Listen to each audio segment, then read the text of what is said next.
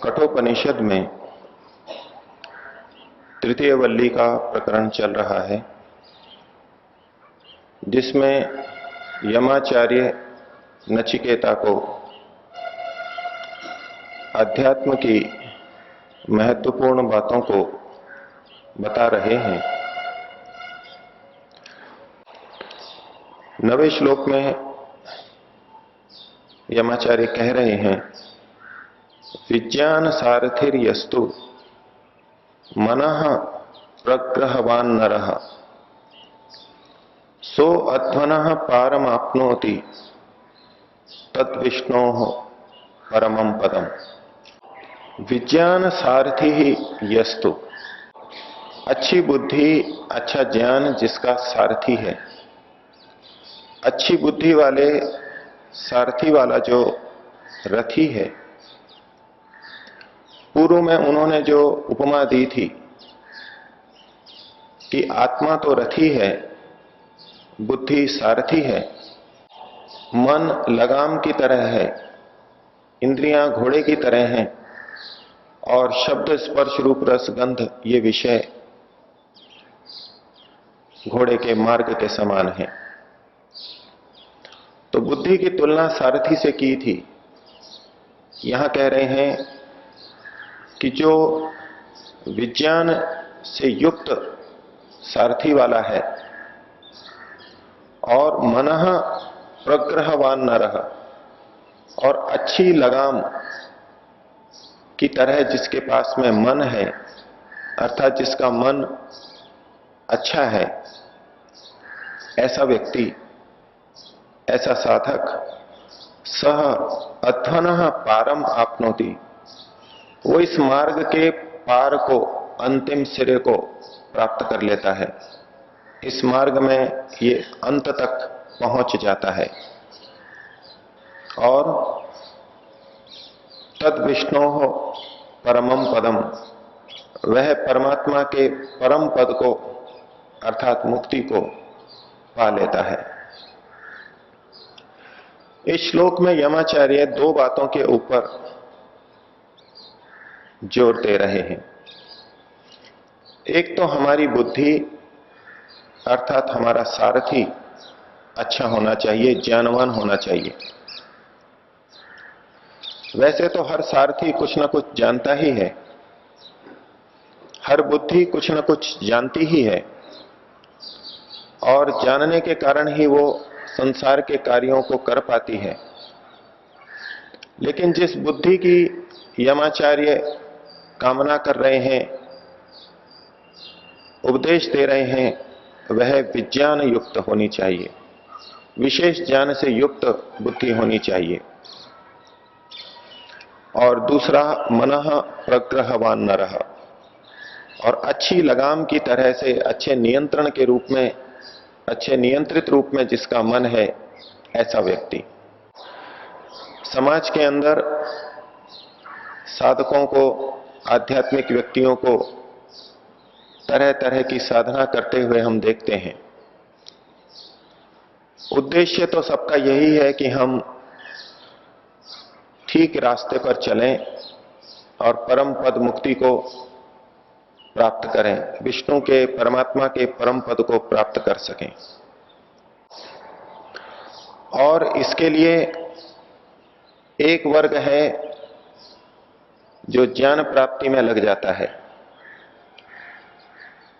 मन में यह निश्चय करके कि जब तक बुद्धि में ज्ञान नहीं होगा तब तक ठीक मार्ग पर कैसे चल सकेंगे,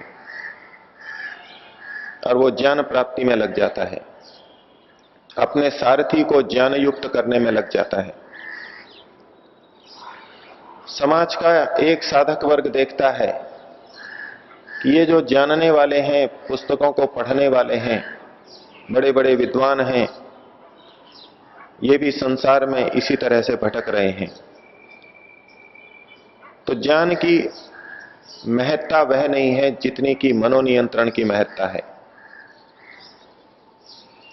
इसलिए वो ज्ञान को छोड़ करके मन को एकाग्र करने के लिए एकांत में बैठते हैं, ध्यान करते हैं, धारणा लगाते हैं, प्रत्याहार का अभ्यास करते हैं और ज्ञान की उपेक्षा कर देते हैं। यमाचार्य कह रहे हैं कि दोनों की हमारे को आवश्यकता है। हमको ज्ञान की भी आवश्यकता है और मनोनियंत्रण की भी आवश्यकता है। अगर पंडित व्यक्ति, ज्ञानी व्यक्ति संसार में भटक रहा है, विषय भोगों की तरफ जा रहा है, तो इसमें ज्ञान का दोष नहीं है, इसमें उसके मनोनियंत्रण का दोष है। और जो मनोनियंत्रण का अभ्यास करते हैं, एकाग्र होकर के बैठे रहते हैं, लेकिन साथ ही विपरीत भ्रांत मान्यताओं को भी बना के रखते हैं, वहां भी उनकी एकाग्रता का, साधना का दोष नहीं है, दोष है उनको ज्ञान को छोड़ देने का। जो ज्ञानी और समझदार व्यक्ति हैं, वो ऐसे साधकों को देख करके बोलेंगे कि मन में तो ऐसी विपरीत विपरीत धारणाएं, मान्यताएं बना रखी हैं, क्या साधना करते होंगे, गलत रास्ता पकड़ रखा है। इसको हम रथ वाले उदाहरण से ही अगर समझें कि एक सारथी है जिसको रास्ते का पूरा पता है। यदि अहमदाबाद जाना है तो अहमदाबाद का पूरा मार्ग उसको पता है, कहां विपरीत स्थितियां हैं, कहां अनुकूल स्थितियां हैं, कहां धीमे चलना है, कहां तेज चलना है, सब कुछ उसको पता है। लेकिन रथ की लगाम को वो अपने हाथ में नहीं रखता, तो घोड़े जिधर जाना चाहेंगे उधर जाएंगे। सारथी को मार्ग का कितना भी अच्छा पता हो, सूक्ष्मता से पता हो, अगर लगाम सारथी के हाथ में नहीं है तो घोड़े, वो रथ उसको लक्ष्य तक नहीं पहुंचा पाएगा, किसी हालत में नहीं पहुंचा पाएंगे। क्योंकि तब घोड़े अर्थात इंद्रियां अपनी इच्छा के अनुरूप, अपने स्वाभाविक प्रवृत्ति के अनुरूप, जो उनको भौतिक स्थितियों में सुख लग रहा है उधर वो जाएंगे और लक्ष्य से हमें च्युत कर देंगे।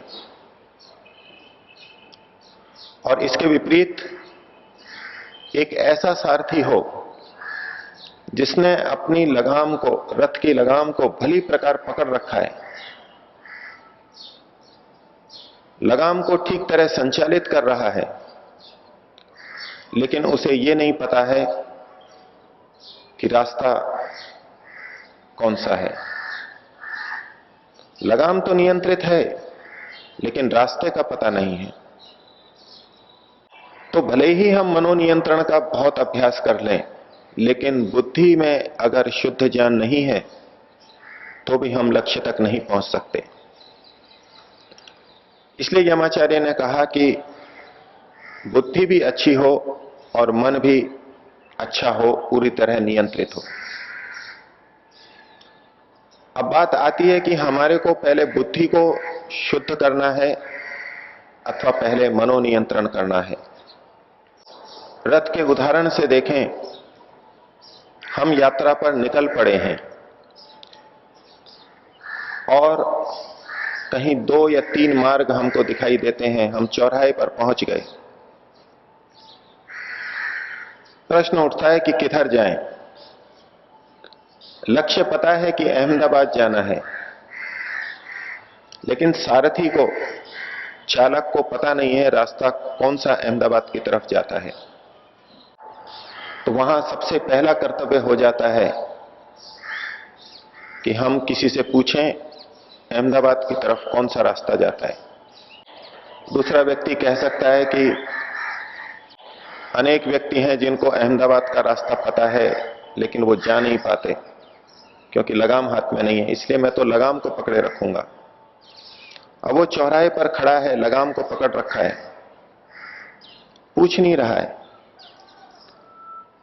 हम अपने अनुभव को देखें, कभी हम यात्रा पर निकलें और चौराहे पर पहुंचें तो किसी एक मार्ग पर एक भी कदम बढ़ाने से पहले हम एक जगह पूछेंगे, दो जगह पूछेंगे कि कौन सा रास्ता गंतव्य तक जाता है, और यदि एक ने कोई एक रास्ता बताया और दूसरे ने दूसरा रास्ता बता दिया, तो फिर हम रुक करके और प्रयास करेंगे कि वास्तव में कौन सा रास्ता ठीक है। तीसरी जगह पूछेंगे, चौथी जगह पूछेंगे, किसी प्रामाणिक व्यक्ति से पूछने का प्रयास करेंगे, किसी स्थानीय व्यक्ति से पूछने का प्रयास करेंगे, किसी परिचित व्यक्ति से पूछने का प्रयास करेंगे। लेकिन अध्यात्म के क्षेत्र में ऐसा कम हो पाता है।